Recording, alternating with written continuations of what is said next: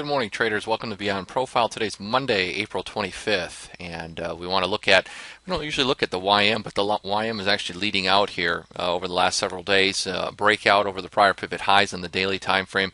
You can see we're up basically 5 days in a row, closed at the highs, and this morning challenging again back up towards those highs from Friday again here.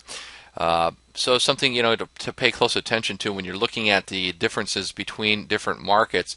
Does one have relative strength or relative weakness? And clearly we can see on the YM market here that it's already broken out and looking like it wants to move higher. On pullbacks, obviously we've looked to buy this market. You've got a nice shelf actually sitting here. Would be the breakout area, would be 12 like 378 or so. I suspect sometime this week we should see some sort of retracements back into that level, and then give an opportunity before this continues to go higher. Last week Monday we had that little scare, and the S&P had downgraded the bond market. I should say the rating. And we had that quick sell-off, and I think it was more of an opportunity for the markets to get long, and then took off again running higher. And obviously we broke out a lot of good earnings last week. This week we've got Wednesday, we've got the FOMC minutes, and that's going to be the very first transparency meeting, if you will, of the Federal Reserve as they give their FOMC minutes.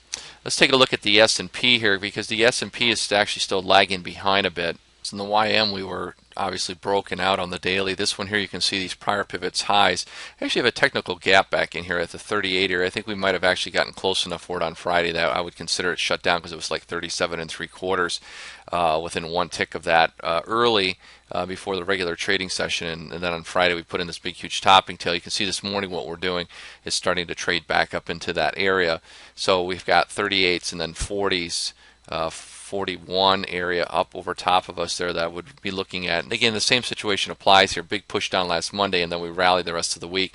Retracements back into 1327 will be a key number for us this week. Mark that one off if you see that coming back into that area. That's going to be, so far, that looks like the monthly point of control for the month of April. Of course, we've got this week still left of trading, but still you can see for the profile itself, where's all the majority of volume going off? It's all going off up here at 1327. So, until we break back below that and stay underneath that, it's looking a little bullish for the markets.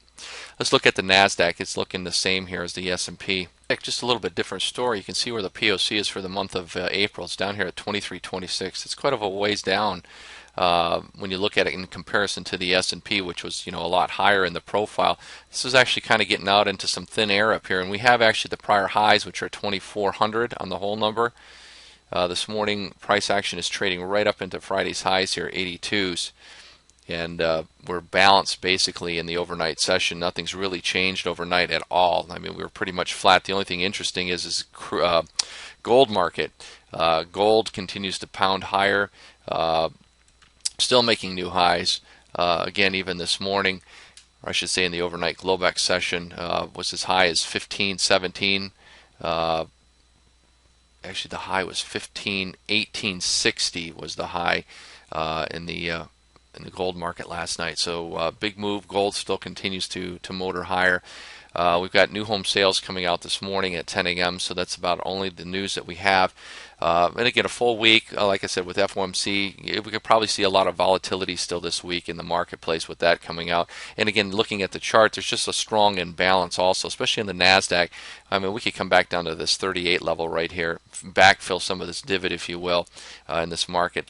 So 2350 is easily doable here and that on the way back down. So we'll watch for that this week. So keep your powder dry, wait for your opportunities, plan your trade your plan, if you will, and have a great trading week, and we'll see you all in the room.